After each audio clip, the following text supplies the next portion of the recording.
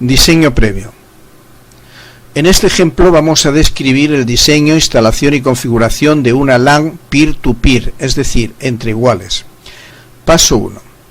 En primer lugar, concretaremos las necesidades de equipos de nuestra red local y su distribución física en nuestro hogar, local u oficina. Sin perjuicio de posibles ampliaciones futuras, las necesidades mínimas actuales de nuestra red local son las siguientes. Despacho 1. Línea de conexión a Internet. Ordenador de diseño PC1. Ordenador de ofimática PC2. Impresora láser de red. Un punto de acceso para conexiones wireless o inalámbricas. Despacho 2. Ordenador PC3 y ordenador PC4. En cualquier lugar dentro de un radio de 100 metros, un ordenador portátil. Paso 2. Determinar todo el hardware de red necesario. Despacho 1. El despacho 1 comprenderá los siguientes elementos: conexión a Internet ADSL con router alámbrico, switch de doble velocidad de 10 y 100 megabits por segundo y 5 puertos, cable de red UTP Cat5 con 2 conectores RJ45, tarjeta Fast Ethernet integrada en el ordenador PC1, tarjeta Fast Ethernet PCI en el ordenador PC2, punto de acceso alámbrico Linksys para wireless o red inalámbrica, impresora de red. Despacho 2. Switch de doble velocidad y 5 puertos. Tarjeta de red Fast Ethernet PCI del ordenador PC3. Cable de red UTP Cat5 con 2 RJ45 para conectar el switch 2 al ordenador PC3. Tarjeta de red Fast Ethernet PCI del ordenador PC4. Portátil. Tarjeta de red PCMCIA Wi-Fi. Paso 3. Ahora, con la información que tenemos de nuestra red, es conveniente hacer un esquema básico de la misma, para que en un solo golpe de vista veamos perfectamente su estructura.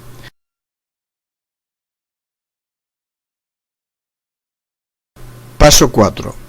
Ahora, para acabar con la fase de diseño, es conveniente situar sobre el plano real del local u oficina los equipos y demás componentes de nuestra red. Lo ideal es que este diseño se haga sobre un plano de planta a escala, lo que nos permitirá hacer medidas de distancias para poder calcular la longitud de los cables. Si tiene alguna aplicación que le permita hacer planos en perspectiva, sería lo ideal, pues nos daría una imagen casi fotorrealística de la red que queremos montar. Paso 5. Ahora instalamos en sus correspondientes puertos los adaptadores de red o tarjetas de red. En estas imágenes estamos viendo cómo se instala una tarjeta de red Fast Ethernet en su zócalo PCI. La tarjeta de red PCMCIA del portátil no tiene ningún misterio. Paso 6. Una vez que ya conocemos las distancias a que se encuentran nuestros equipos, es el momento de proceder a preparar los cables de red, tal y como ya explicamos en su capítulo específico de cómo hacer los cables. Una vez los cables cortados a medida y con sus correspondientes conectores RJ45 en sus extremos, procederemos a conectarlos según el esquema por bloques que ya hemos establecido en el paso 3. Ya hemos explicado anteriormente que en nuestra red local los cables que utilizamos son cables trenzados UTP Cat5 directos, es decir, no cruzados.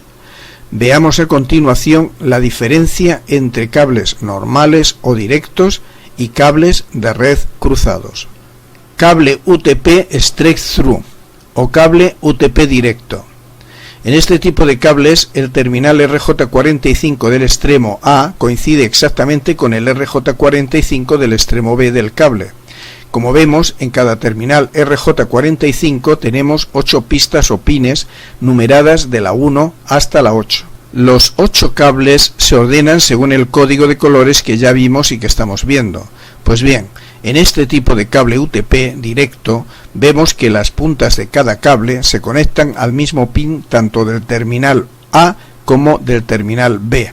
Es decir, la punta del cable blanco-naranja del terminal A se conecta al pin 1 del terminal A y la otra punta del mismo cable se conecta al pin 1 del terminal B. Y así con todos los cables. La imagen lo explica mejor que las palabras. Cable UTP crossover o cable cruzado. En este cable el terminal A se conecta exactamente igual que en el caso anterior, pero el terminal B presenta las siguientes modificaciones en sus conexiones. Al pin 1 del terminal B, en lugar de conectarle la punta del cable blanco-naranja como en el cable directo, se conecta el cable blanco-verde. Al pin 2 del terminal B se conecta el cable verde que corresponde al pin 6 del terminal A. Al pin 3 del terminal B se conecta el cable blanco-naranja que corresponde al pin 1 del terminal A. Al pin 6 del terminal B se conecta el cable naranja que corresponde al pin 2 del terminal A. Los otros pines del terminal B, es decir, el 4, 5, 7 y 8, no sufren ninguna modificación, es decir, se conectan directamente, o sea, el 4 del terminal A con el 4 del terminal B, el 5 del terminal A con el 5 del terminal B, etc. Los cables cruzados se utilizan para conectar directamente dos ordenadores sin mediar hub alguno. También se utilizan para conectar un hub con otro hub o switch que no tenga puerto uplink. Como en nuestra red concreta que estamos describiendo no tenemos ninguno de estos casos, todos los cables de red serán directos. Conviene explicar un detalle que es preciso tener en cuenta en la conexión de nuestro hub del router con el switch 1 y el switch 1 con el switch 2. Para conectar el hub del router con el switch 1 con cable UTP directo, conectamos un extremo del cable en un puerto cualquiera del hub y el otro extremo en el puerto uplink del switch, que suele coincidir con el último. El switch tiene un pequeño pulsador que nos permite configurar un puerto del switch, generalmente el último como puerto uplink. Conexión del cable de red desde el switch 1 al switch 2. Se conecta un extremo del cable en un puerto libre cualquiera del switch 1 y el otro extremo se conecta en el puerto uplink del switch 2. Seguimos conectando todos los cables de red. Así, en el despacho 1, nosotros hemos conectado el puerto 1 del switch 1 al puerto de la tarjeta de red integrada en la placa base del PC1. El puerto 2 del switch 1 lo conectamos al puerto uplink del switch 2, que se encuentra en el despacho 2. El puerto 3 del switch 1 al puerto del punto de acceso para las redes Wi-Fi, redes wireless de alta fidelidad. Y finalmente el puerto 4 del switch 1 al puerto de la tarjeta de red PCI del ordenador PC2. En el despacho 2, uno de los 4 puertos libres del switch 2 lo conectamos al puerto de la tarjeta de red PCI del ordenador PC3 y otro puerto libre del mismo switch 2 al puerto de la tarjeta de red PCI del ordenador PC4. Paso 7. Configuración de la red. Después de que el hardware ha sido completamente instalado, corresponde ahora instalar y configurar el software de red. Normalmente en la instalación de Windows XP se instalan por defecto los protocolos de red, pero si no los tuviéramos instalados tendríamos que instalarlos, ya que estos protocolos son los que permiten que los ordenadores se comuniquen entre sí. Nosotros damos por instalados dichos protocolos porque eso es lo normal, pero no basta con tener instalados los protocolos, es preciso también configurarlos. Durante la instalación de Windows se nos pedirá que asignemos al equipo, además del nombre del equipo, el nombre del grupo de trabajo. Esto es fundamental para el buen funcionamiento de la red, ya que es necesario que todos los equipos tengan el mismo nombre de grupo de trabajo. En caso de que no fueran iguales, a continuación explicamos un método para cambiar el nombre del grupo de trabajo. Para ello nos vamos al panel de control y desde él pinchamos en rendimiento y mantenimiento. Ahora hacemos clic sobre sistema y se nos abre una ventana. En esta ventana hacemos un clic con el izquierdo sobre la pestaña nombre de equipo. Nos sale otra ventana que nos invita a describir el equipo. Pero nosotros lo que haremos será pinchar en cambiar. En esta ventana de cambio del nombre del equipo no solo podemos cambiar sino también el nombre del grupo de trabajo. Configuración del protocolo TCP/IP. Nosotros vamos a asignar las siguientes direcciones IP a nuestros equipos. Para el ordenador PC1 asignaremos la IP 192.168.0.1. Para el ordenador PC2 asignaremos la IP 192.168.0.2. Para el ordenador PC3 asignaremos la IP 192.168.0.3. Para el ordenador PC4 asignaremos la IP 192.168.0.4. Para el ordenador portátil hemos asignado la IP 192.168.0.7. Para la impresora de red hemos asignado la IP 192.168.0.15. Observación. Podemos elegir como IP para cualquier equipo de nuestra red una IP comprendida entre 192.168.0.0 y 192.168.0.255.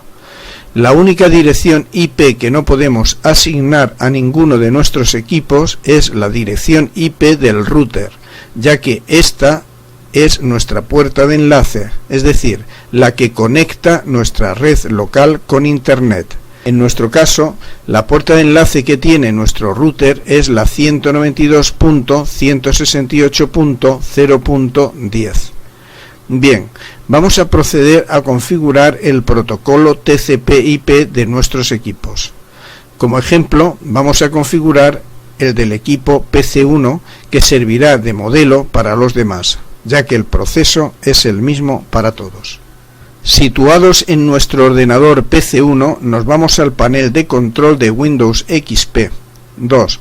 Pinchamos en conexiones de red e Internet. 3.